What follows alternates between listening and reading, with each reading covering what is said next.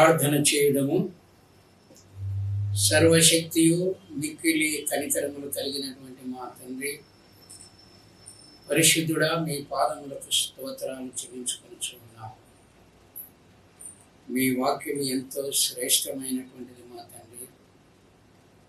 మా జీవితాలకు హెచ్చరిక ఇచ్చడం మాత్రమే కాకుండా మా అనుదిన జీవితంలో నిత్యము మాతో మాట్లాడుతూ మమ్మల్ని బలపరుస్తూ ఉన్నది. మీ పాదములకు స్తోత్రాలు చెల్లించుకుంటున్నాం.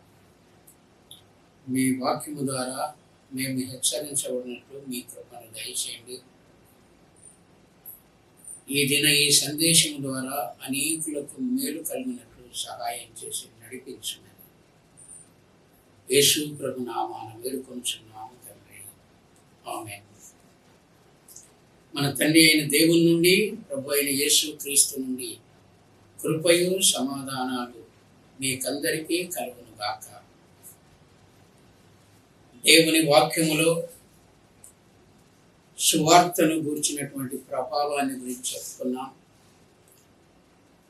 సువార్త వ్యాప్తి ఏ విధంగా సాగిపోతూ ఉందో ఆ విషయాలు కూడా చెప్పుకుంటూ ఉన్నాం. ఆనాటి అపోస్తలులు సువార్త ప్రకటించినప్పుడు వారు యెరూషలేములో మాత్రమే అప్పుడు ఆ ప్రారంభ దినాలలో ప్రకటించారు. తర్వాత కాలంలో ఒక్కొక్కరు ఒక దేశానికి వెళ్ళి సువార్తను అందించి హతసాక్షులయ్యారు. కానీ ప్రారంభ దినాలలో వారు యెరూషలేం చుట్టే సువార్తను చెప్పారు. కానీ ఆ ప్రాంతాన్ని దాటి రాలేదు. మొదట క్రైస్తవులుగా ఏర్పాటు చేయబడినటువంటి వారు 3,000 మంది బ్యాప్టిజం తీసుకున్న, 5,000 మంది సంఘంలో చేర్చబడ్డ వారందరూ కూడా యూదులలాగానే మనకు కనిపిస్తుంది. అన్యులు ఎవరు కూడా అందులో చేర్చబడలేదు. ఆ తర్వాత పౌలు ద్వారా, బర్నబా ద్వారా అందించబడినటువంటి సేవ సువార్తమానంలో మరి శిష్యులు క్రైస్తవులు అనబడ్డారు అన్నట్టుగా మనం దేవుని వాక్యంలో చూస్తాం.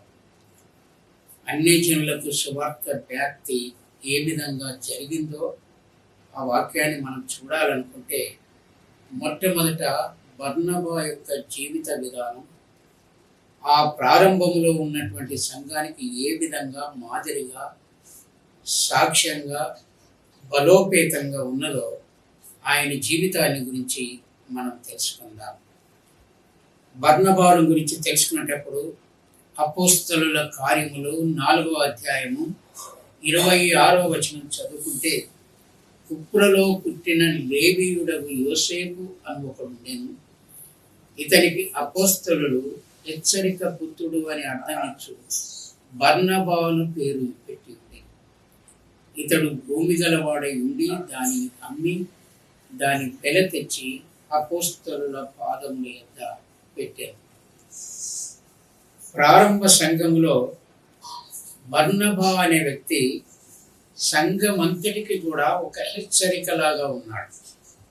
ఆయన చేసే కార్యాలు కానీ, ఆయన ప్రవర్తన విధానం కానీ సంఘానికి ఒక మాదిరికరంగా, ప్రజలకు ఒక మాదిరికరంగా ఉన్నట్లుగా కనిపిస్తుంది. ఈయనకు మొట్టమొదట యోసేపు అనే పేరు. యోసేపు అంటే ఫలించేది కొమ్మ, బర్నబా అంటే హెచ్చరిక పుత్రుడు. అంటే ఆ ఫలాలన్నీ కూడా ఇతరులు అనుభవించే విధానం అందులో కనిపిస్తూ ఉంటాయి. ఆయన చాలా భూమి గలవాడై ఉండి దానిని అమ్మి దాని వెల తెచ్చి అపోస్తలుల పాదముల దగ్గర పెట్టాడు. ఆనాడు సంఘం సమిష్టి జీవనం జీవించాలనుకున్నారు. అందులో ఎంతోమంది పేదవారు ఉన్నారు. ఆ పేదవారి కొరకు పరిచారకులను కూడా వారు ఆ దినాలలో తర్వాత ఏర్పాటు చేశారు. ఆ సంఘములో బర్నబా మొట్టమొదట అందరికీ హెచ్చరిక పుత్రుడులాగా కనబడ్డాడు. ఆయన చాలా భూమి గలవాడై ఉన్నాడు. ఇతడు ఎంత భూమి కలిగి ఉన్నాడో మనకు తెలియదు. కానీ దానిని అమ్మి దాని వెల తెచ్చి అపోస్తలుల పాదముల దగ్గర పెట్టాడు. అంత సమర్పణ కలిగినటువంటి ఆయన. ఎవరు కూడా ఆయనని భూమి అమ్ము దాని వెల తెచ్చి అందరికీ అనుభవించేలాగున అపోస్తల దగ్గర పెట్టుమని ఆయనకి ఎవరు చెప్పలేదు. బైబిల్లో మనం చాలా మందిని గురించి చదివేటప్పుడు, దేవునికి ఇచ్చినటువంటి వారిని గురించి చదివినప్పుడు ఎవరో చెబితే వాళ్ళు తెచ్చి ఇవ్వలేరు. మోషే కాలంలో కూడా, దావీదు కాలంలో కూడా వాళ్ళు ఏ విధంగా చెప్పారంటే, మేము ఈ కార్యం చేస్తున్నాం, మీలో ఎవరైనా చేసేవారు ఉంటే ముందుకు వచ్చి చెయ్యండి అని చెప్పారు.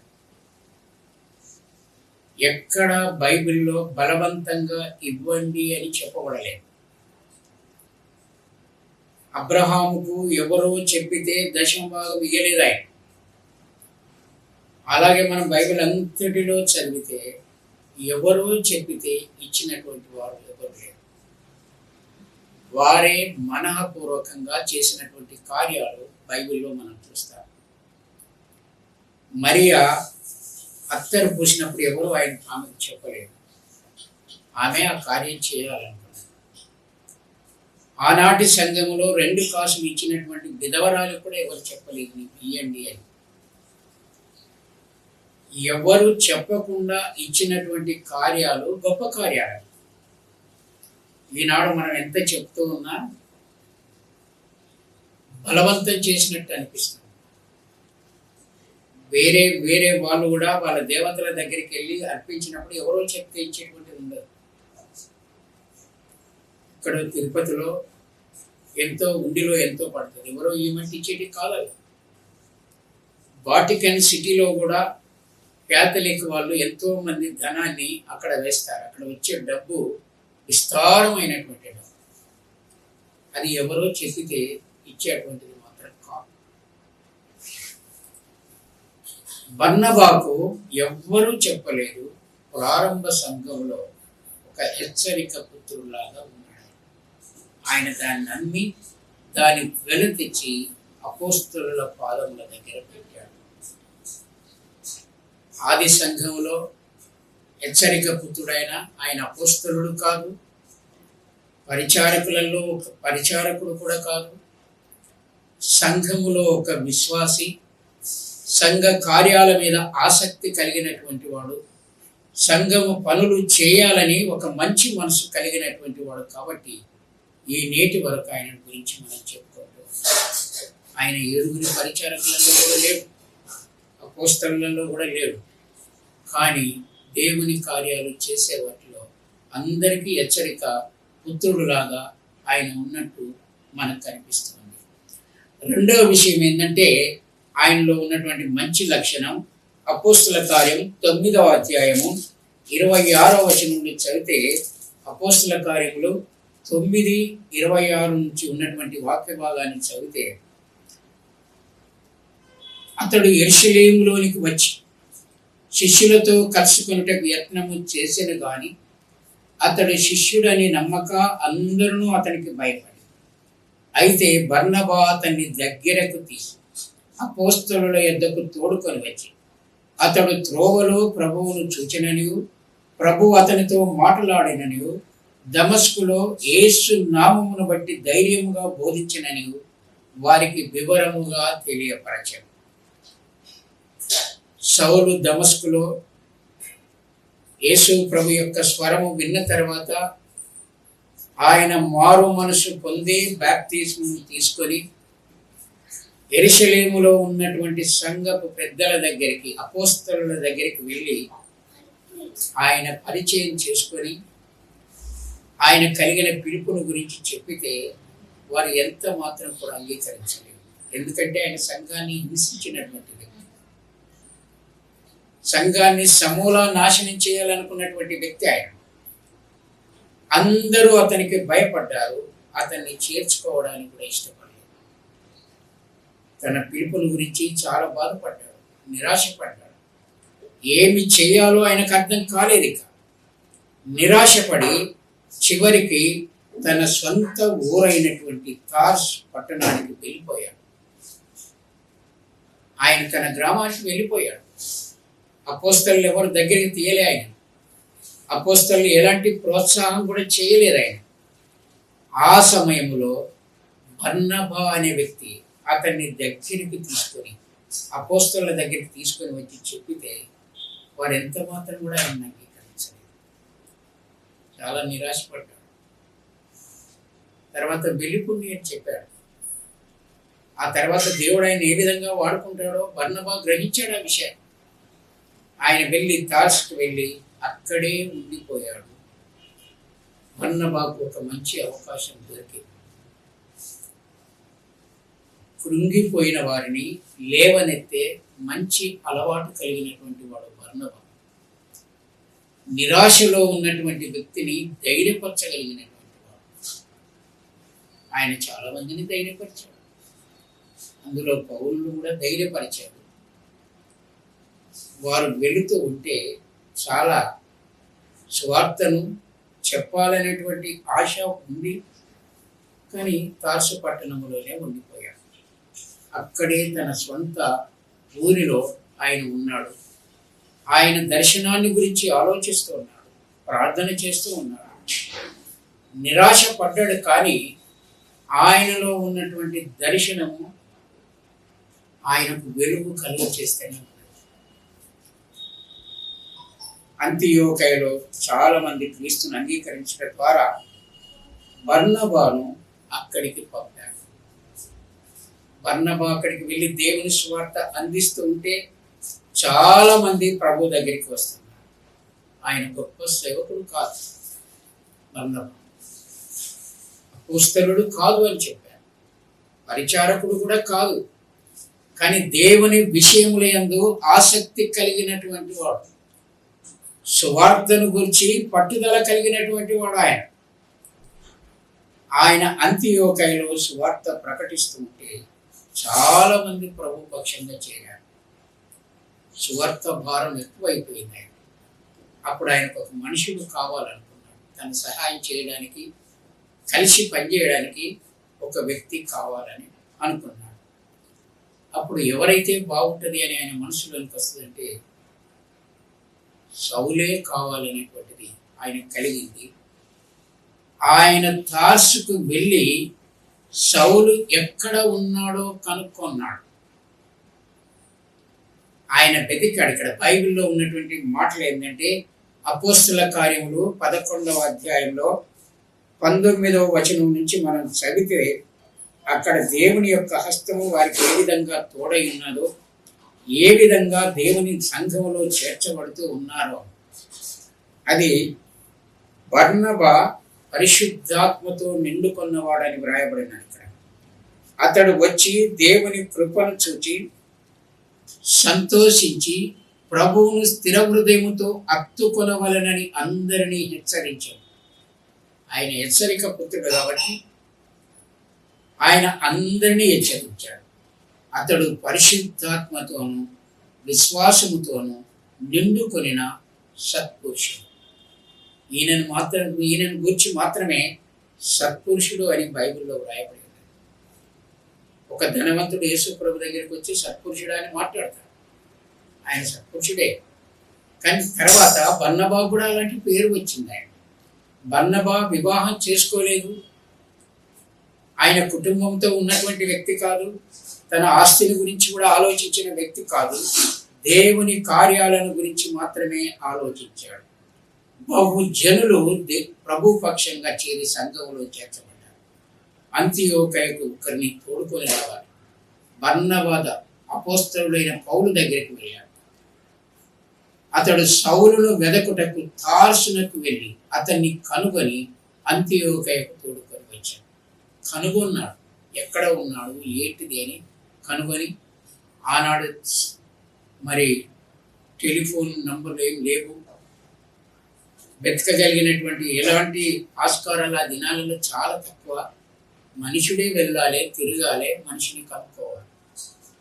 ఆయనను కనుక్కున్నాడు, దేవుడు నడిపించాడు. ఆయన పరిశుద్ధాత్మతో నిండుకొన్నవాడు కాబట్టి ఆయన ఎక్కడ ఉన్నాడో తోడుకొని వచ్చి వారు కలిసి 1 సంవత్సరం అంతా సంఘంలో ఉండి బహుజనులకు వాక్యం బోధించారు. బహుజనులకు అనేటువంటి మాట ఇక్కడ ఉన్నది.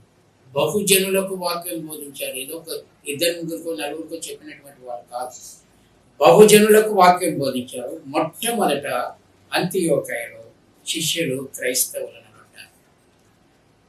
యెరూషలేములో ఉన్న 5,000 మంది క్రైస్తవులు అనవలేదు, 3,000 మంది క్రైస్తవులు అనవలేదు, 120 మంది మేడల గది మీద ప్రార్థన చేసినటువంటి వారు కూడా క్రైస్తవులని మొట్టమొదట పిలువబడలేదు. బర్నబా సౌలు పరిచర్య చేస్తే ఎంతమంది ప్రభు పక్షంగా చేర్చబడ్డారో వారందరూ కూడా మొట్టమొదట క్రైస్తవులని పిలువబడ్డారు. ఇక్కడ అంతియోకయ సంఘానికి కూడా చాలా దర్శనం కలిగింది. అన్య జనులకు సువార్త అందించాలనేటువంటి ఆశ కూడా వారికి కలిగింది. యెరూషలేములో ఉన్న సంఘం యెరూషలేములోనే సువార్త ప్రకటించింది. యెరూషలేము చుట్టూ మాత్రమే తిరిగారు, కానీ యూదులను విడిచి వారు బయటికి రాలేదు. ఒక్క అన్యుడు కొర్నేలి యేసు ప్రభువును నమ్మితే ఆయన ఇంటికి వెళ్ళాడంటే పేతురు ఎంతో ఆటంకం చేశాడు, వెనుకాడాడు. కానీ పరిశుద్ధాత్మ ద్వారా అక్కడికి వెళితే ఆయనతో చాలా వివాదం పెట్టుకున్నారు. మరలా అన్యుల దగ్గరికి వెళ్ళినట్టు పేతురు గురించి మనకు కనబడదు. ఇక్కడ అన్ని జనులకు స్వార్థ అందించడానికి అంతియోకయ సంఘం మొట్టమొదట ఏర్పాటు చేసింది. రోమా సామ్రాజ్యం అంతా కూడా సువార్త అందించాలనే ఆశ కలిగి ఉన్నటువంటి సంఘం అంతియోకయ సంఘం. ఆంటియోకస్ అనే ఒక వ్యక్తి యోధులను హింసించినటువంటి వ్యక్తి, యోధుల మందిరములో పందులను అర్పించినటువంటి వ్యక్తి, అతని పేరు మీదనే ఈ పట్టణం కట్టబడింది. అక్కడి నుండి సువార్త ప్రారంభమైంది. అందించాలనేటువంటి రోమా సామ్రాజ్యం అంతా పౌలు బర్నబాను తిరిగారు, సువార్త అందించారు. మొదటి ప్రయాణం చేశారు, సువార్తను అందించారు. గొప్పగా దేవుడు వాడుకున్నాడు. వారు తిరిగి వచ్చారు, మరలా సంఘంలో చెప్పారు. వారితో పాటు మార్కు వచ్చాడు కానీ ఒక ఎలమవాన్ని గుడ్డివాడిగా చేసినప్పుడు అక్కడ సెర్గీ పౌలు అనేటువంటి ఒక అధిపతి యేసు క్రీస్తు గురించి వినాలనుకున్నప్పుడు సెర్గీ పౌలు అడ్డగించాడు. పౌలు అతనిని కొంతకాలం గుడ్డివాడు అవుతుంటే గుడ్డివాడైపోయాడు. వెంటనే మార్కు కూడా భయపడిపోయాడు. వారితో వచ్చినటువంటి మార్కు పంపులేలో వారిని విడిచిపెట్టి ఆయన వెనుకకు తిరిగి వెళ్ళిపోయాడు. చెప్పకుండా చేయకుండా వెళ్ళిపోయాడు, భయపడిపోయాడు. స్వర్తమానం అందించబడుతుంటే ఎన్ని అద్భుతాలు జరిగాయి, ఎన్ని ఆశ్చర్యకరమైనటువంటి కార్యాలు జరిగాయి. వారిద్దరూ కలిసి స్వార్థ దండయాత్ర చేసి తిరిగి వచ్చి సంఘంలో చెప్పారు. మళ్ళీ రెండవ ప్రయాణం చేసేటప్పుడు మార్కును గురించి అభ్యంతరం వచ్చింది. నేను కూడా వస్తాను, అప్పుడు ఏదో తప్పు చేశాను, ఇప్పుడు తిరిగి నేను వస్తానంటే పౌలు ఇష్టపడలేదు. అప్పుడు ఏమవుతుందంటే అపోస్తల కార్యం 15వ అధ్యాయంలో కొన్ని దినములు అయిన తర్వాత ఏ పట్టణంలో ప్రభువు వాక్యం ప్రచురించుతామో ఆయా ప్రతి పట్టణంలో ఉన్న సహోదరుల యొద్దకు తిరిగి వెళ్ళి వారు ఎలాగున్నారో మనం చూద్దామని బర్నబాతో అని. అప్పుడు మార్కు అను మారు పేరు గల యోహాను వెంట పెట్టుకుని పోవటం బర్నబా ఇష్టపడింది. అయితే పౌలు పంపులియలో పని కొరకు తమతో కూడా రాక తమ్మును విడిచిన వారిని వెంట పెట్టుకొని పోవుట యుక్తము కాదని తెలిసింది. వారిద్దరిలో తీవ్రమైన వివాదం కలిగింది మార్కు గురించి. అందువల్ల వారిద్దరు వేరైపోయారు. బర్నబా మార్కును వెంట పెట్టుకొని ఒక దిక్కు వెళ్ళిపోయాడు, పౌలు శీలను తీసుకొని మరొక దిక్కు వెళ్ళిపోయాడు. ఈ వివాదం దైవ నిర్ణయంతో కూడినటువంటి వివాదం. కృంగిపోయినటువంటి మార్కును మరలా లేవనెత్తాడు బర్నబా. నేను వస్తాను, నాదేదో తప్పు అయిపోయింది, నేను వస్తానంటే సౌలు ఎంత మాత్రం ప్రవర్తిపోయాడు. వారిద్దరి మధ్య వివాదం వచ్చింది. ఇది దైవ నిర్ణయంతో కూడిన వివాదం అని చెప్తారు. వారిద్దరు కలిసి రెండు దిక్కుల సువార్త వెళ్ళిపోయింది. సువార్త రెండు మార్గాలలో వెళ్ళిపోవడానికి కలిగింది.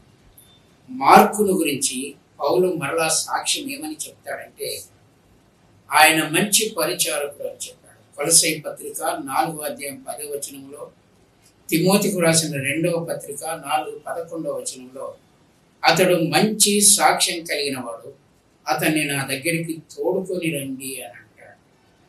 అంటే అది గుర్తించాడు. ఈనాడు పౌలును పౌలు మార్కును గురించి గుర్తించకపోతే మార్కు సువార్తే మన దగ్గర ఉండేది కాదు. మార్కు సువార్త ఆయనే రాశాడు. పత్రికలు రాయబడ్డ తర్వాత సువార్తలు రాయబడ్డాయి. కాబట్టి మార్కును అలాగే వదిలిపెడితే సువార్త ఉండేది కాదు. యేసుక్రీస్తు సువార్తలలో మొట్టమొదట రాసినటువంటి సువార్త మార్కు సువార్త. కాబట్టి మార్కే మొట్టమొదట రాశాడు.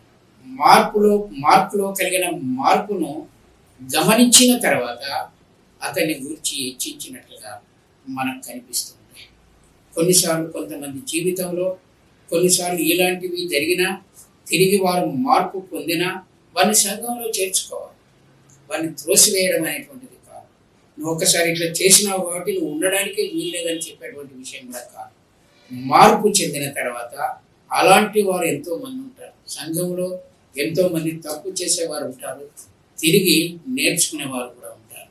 కాబట్టి వీరిని గురించి చెప్పుకోవడానికి అనేక విషయాలు ఉన్నాయి. కానీ వీరి సేవ అద్భుతంతో కూడినటువంటి సేవ. బర్నబా అందరికీ హెచ్చరికగా ఉన్నాడు ప్రారంభ దినాలలో. ఆ తర్వాత కృంగిపోయిన వారిని లేవనెత్తగలిగినటువంటి వాడు, నిరాశపడినటువంటి వారిని బలపరిచినటువంటి వాడు ఆయన. ఇలాంటి విషయాలు మంచి సాక్ష్యం కలిగినటువంటి బర్నబా ఈనాడు ఆది సంఘములో ఎంతో అద్భుతంగా వాడబడినటువంటి వాడు బర్నబా. కాబట్టి దేవుని వాక్యములో చాలామంది భక్తుల యొక్క జీవితాలు, మన జీవితాలను, కృంగిపోయిన జీవితాలను వారి చరిత్రలు చదువుట ద్వారా, వారి మాటలు వినుట ద్వారా మనం కూడా బలపరచడానికి ఎంతో వీలు కలుగుతుంది. దేవుని వాక్యాన్ని గురించి ఎప్పుడు మనం ఎంత చదివినా తక్కువనే. ఎంత వాక్యం చదివితే అన్ని విషయాలు మనకు తెలిసిపోతాయి.